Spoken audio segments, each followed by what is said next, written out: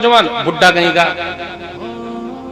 बुड्ढी कहीं की, मेरे बाप ने मेरे लिए क्या किया है।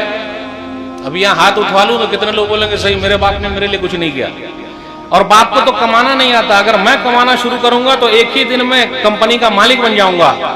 चल कमा के दिखा। मेरे भाइयों, ऐसे नौजवानों से अपील है, माँ बाप की खिदमत कीजिए, उनसे दुआएं लीजिए। माँ बाप की दुआ से आपकी मुसीबत दूर हो जाएगी। आज हम और आप मौलाना साहब से दुआ कराते हैं, जरूर कराइए, लेकिन माँ बाप से दुआ पहले लीजिए।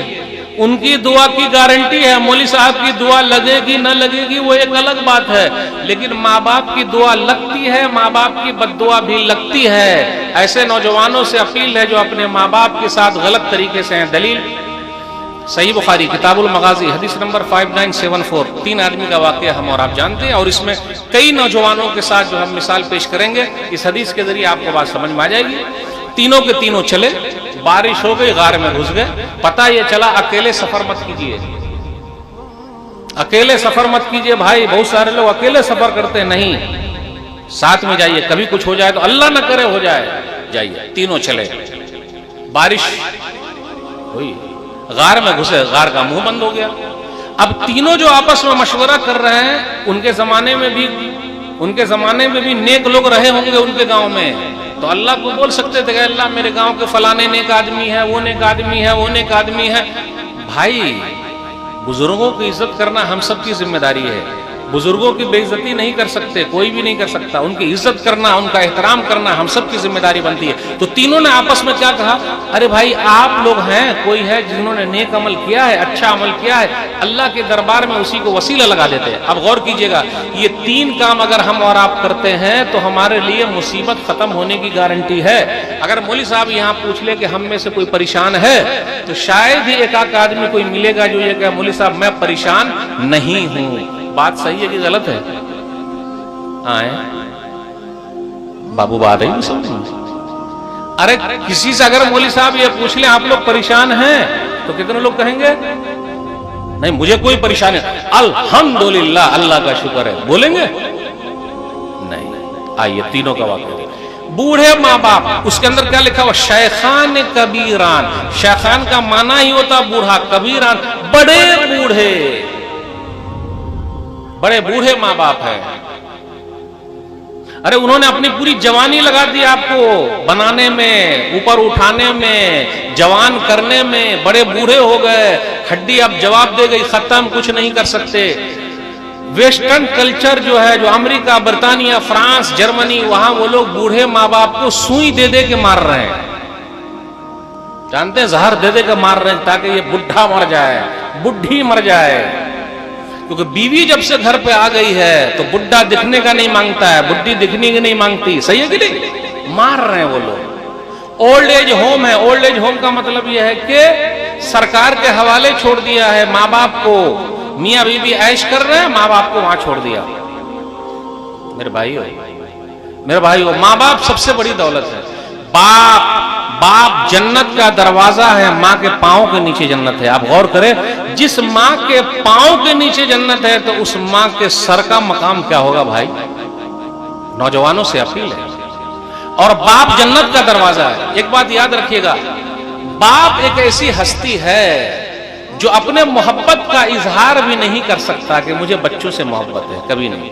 माँ लाड प्यार दुलार रो धो के अपने मोहब्बत का इजहार करती, आहा बच्चे को पाला है, पोसा है, तो कितने भी चिमड़ जाते हैं माँ माँ माँ, लेकिन माँ से ज्यादा कुर्बानी बाप की है। लेकिन बाप के बारे में कोई नहीं बोलता। मेरे अब्बा पहले लिखा हुआ आता था कैसे, माँ का आशीर्वाद। पहले आप देखिएगा ट्रक के पीछे क्या लिखा रहता था, या माँ का आशीर्वाद, और अब्बा का नहीं, अब्बा का। अरे भाई अब्बा का, सिरमाही का आशीर्वाद लीजिएगा, अब्बा का नहीं। तो बाप मोहब्बत का इजहार भी नहीं कर सकता है, वो दबाए रखता है, दबाए रखता है, दबाए रखता है। तो माँ की जिम्मेदारी बनती है कि घर के अंदर जब मसला हो तो अभी बचपन से सिखाए, बेटा तेरे अब्बा हैं, तेरे अब्बा, और अब्बा भी कहे बेटा तेरी अम्मी है। उसकी वजह से बेटा तू दुनिया में है बेटा। माँ 9 महीने तक पेट में रखा है और माँ 3 काम ऐसे करती है जो अब्बा 3 काम नहीं कर सकते। आप ही बताइए 9 महीने तक पेट में किसने रखा? अम्मी ने। फिर उसके बाद 9 महीने के बाद जब बाहर आए तो दूध अपना खून पिलाया अम्मी ने। और जिस वक्त हम बाहर आ रहे थे हमारी और आपकी हालत जो थी, अब्बा मिठाई तकसीम कर रहे हैं लेकिन अम्मी की हालत है वो दुनिया से चली जाएगी। याद रखिएगा और कान खोल के सुन लीजिएगा, पूरी जिंदगी आपकी जिंदगी अगर 50 साल 60 साल की है, माँ बाप की खिदमत कर लें, उस माँ को आपकी पैदाइश के वक्त जो तकलीफ हुई है, एक तकलीफ का भी बदला पूरी जिंदगी में अदा